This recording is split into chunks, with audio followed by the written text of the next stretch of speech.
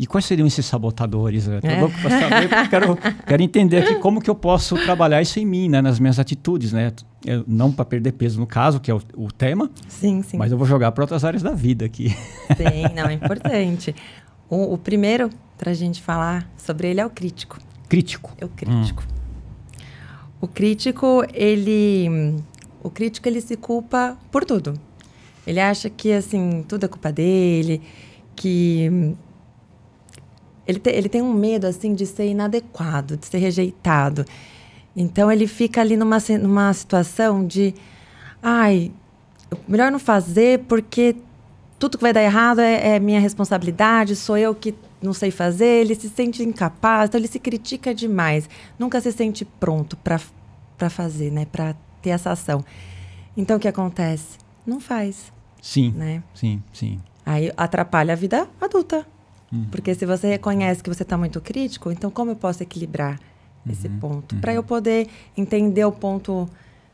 Ok, até aqui eu entendo que eu estou questionando esse assunto e aprendendo, mas a partir de agora eu preciso...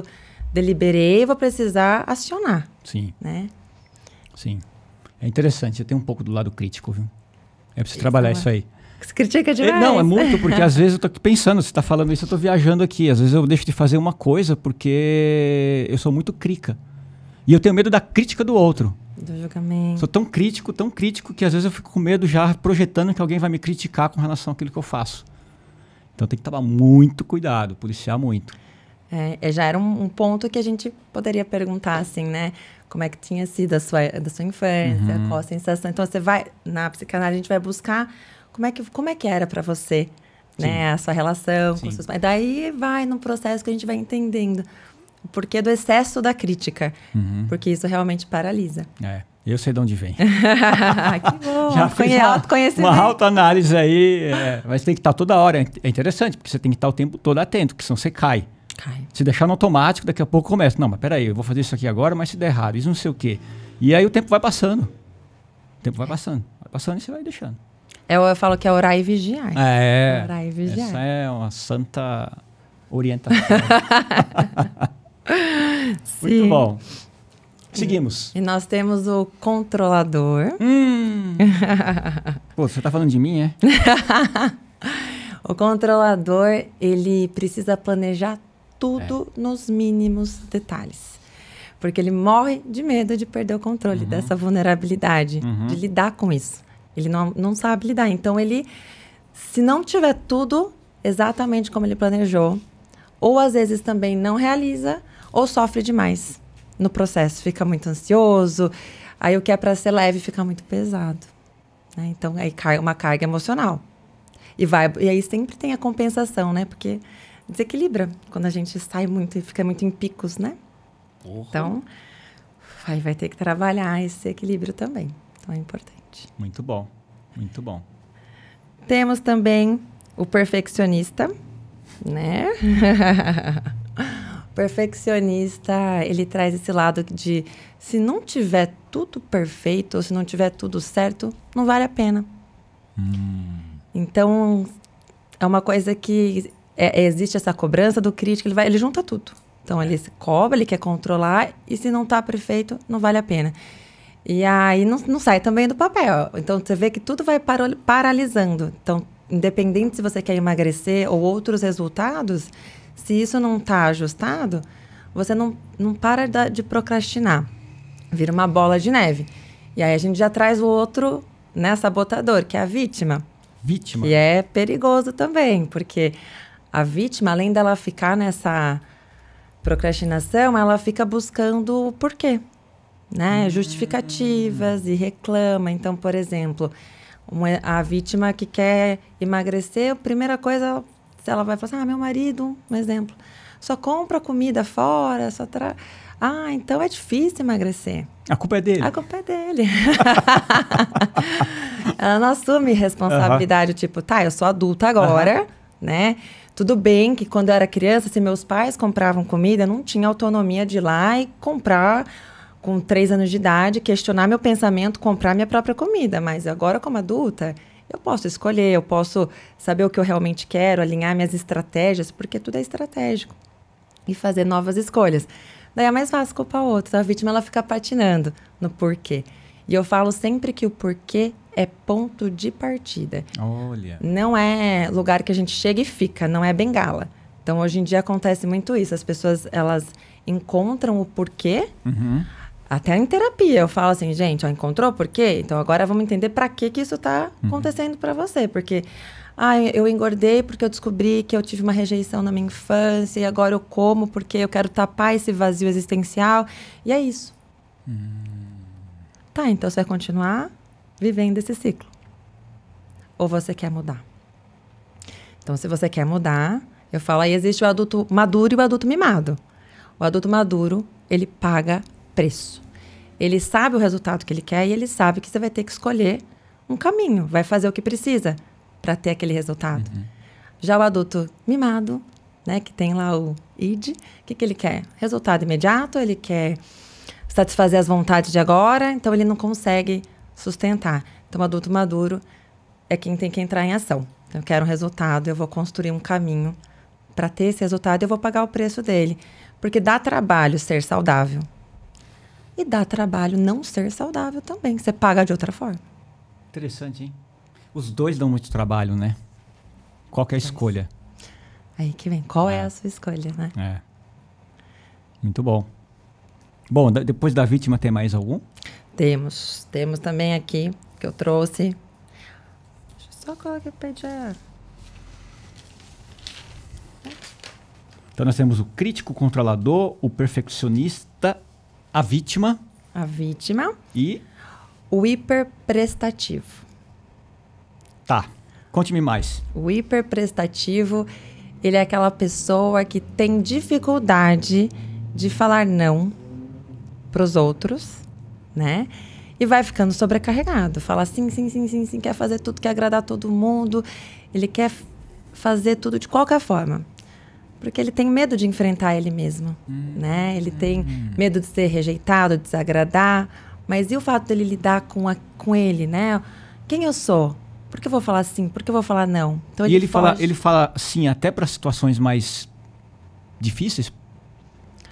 Tudo. Ele vai ficando sobrecarregado. Ele tem muita dificuldade. Então, ele prefere a dor de lidar com a confusão dele do que a dor de ter que falar assim, olha, eu não posso hoje ir na sua casa porque eu não posso, só porque eu não posso. Não, ele fica desesperado. Então, ele vai mudar tudo sempre, o tempo todo, para agradar a tudo e a todos, mas sem antes saber o que ele realmente quer, o que ele realmente sente, ou se ele está falando sim para todo mundo e não para ele. Sim. Então, tem que prestar atenção nessa hiperprestatividade, né? Então, tem muitas pessoas que veem como algo, nossa, bom, aquela pessoa super prestativa. Ótimo. Mas para ela mesmo não é, né? Então. Olha, interessante. Aí é a mesma coisa, tá fugindo de quê? Né? Geralmente tem uma fuga escondida atrás do hiperprestativo. E o hiperatento. Hiperatento. O hiperatento. O hiperatento, ele foca em todos os detalhes. Tá. É aquela pessoa que fica o tempo todo antenada e vendo aquilo até que não existe, né? Exata. Cria. Vai criando. Cria. O hiperatento, imagina que você está em estado de alerta constante. Você parece que uma bomba vai explodir a toda hora. Então, você está o tempo todo olhando, né? Vendo todos os detalhes, porque se você olhar para o lado, a bomba vai explodir. Então, ele acha que ninguém vai fazer tão bem feito quanto ele, que não dá, que ele tem que estar atento a tudo e a todos. E aquilo gera aquele excesso de pensamentos. Então, estado de alerta, ansiedade disparada, crises. E, então, ali alimenta esse lado aí, que é prejudicial. Que loucura, né? Hein? Tem mais ou acabou? Temos mais. Temos mais 2 aqui para falar. Tá bom, vamos lá. O esquivo. Esquivo. O esquivo é o que foge de tudo. Tá fugindo de toda a responsabilidade, de todas as atividades. Ele quer estar sempre atrás ali, não quer, tem medo de se expor. Então, ele foge. O famoso liso, né? Liso. Tá sempre escorregando, né? Tá sempre escorregando. E nisso, ele escorrega da própria vida. Então, fica sem personalidade, fica sem sem saber o que quer, fica perdido, entra naquela modo, deixa a vida me levar, a vida leva eu, e passa a parar de ser o protagonista da vida, né? Fica só fugindo nos bastidores ali. E também temos o hiperracional. O hiperracional, ele cria muita dificuldade de relacionamento com as pessoas e com ele mesmo, né? De acessar as próprias emoções. Tá. Porque ele tem muito medo da vulnerabilidade, ele tem medo de sentir. Então, ele tenta racionalizar tudo. Olha só. E aí, isso bloqueia essa parte, né? De você sentir, de você se relacionar com o outro, de ter uma empatia. Ele tá o tempo todo nessa rigidez, né, mental. E também é exaustivo. Muito. Eu tenho um pouco desse lado hiperracional. Venho trabalhando isso já há um tempo, mas olha, é difícil, porque toda hora você se pega tentando entender e não compreender, não sentir. Sim. Mas está sempre ali racionalizando de uma maneira fria de fora. E aí, pelo fato da gente muitas vezes achar algumas respostas, acha que está entendendo, que está tendo uma compreensão. Há um entendimento, provavelmente, mas não há uma compreensão mais profunda. Sim. Porque vê muito de um ponto de vista de fora e muito do julgamento. Sim. Que é uma coisa que eu estou trabalhando demais em mim, sabe? Julgar, que é aqueles conceitos pré-estabelecidos, né? Exato. O hiperracional vai levando muito para um controle. Controle, total. Porque, sabe o que acontece? Me veio aqui agora uma coisa interessante. A gente quer controlar o resultado. Olha a nossa infância. A minha, no meu caso, a minha atitude infantil. Porque eu quero alcançar um resultado, só que esse resultado não está agora, ele está lá no futuro. Aí, desde agora, já estou aqui já planejando. Não, porque vai acontecer isso, vai acontecer aquilo, eu vou fazer isso, vou fazer aquilo. Só que eu estou hoje no momento presente, que tem um contexto, eu estou num estado mental e emocional. O futuro, eu não sei como estarei, eu não sei como estarão as coisas que estão envolvidas nessa jornada. E aí eu fico sofrendo, meu. E aí isso causa uma ansiedade danada. Exatamente. Que é uma das suas especialidades, né? Agora eu tô começando a mapear aqui alguns problemas. Eu tô fazendo aqui uma terapia, gente, na gravação aqui, um processo terapêutico. Que eu acho que é muito importante, porque... E aí traz uma insegurança, porque às vezes a gente quer escravizar o futuro. Eu quero que o futuro seja do meu jeito. E aí uma ansiedade... aquela coisa que quer fazer, quer controlar o outro, controlar as pessoas, e aí, virou uma bagunça.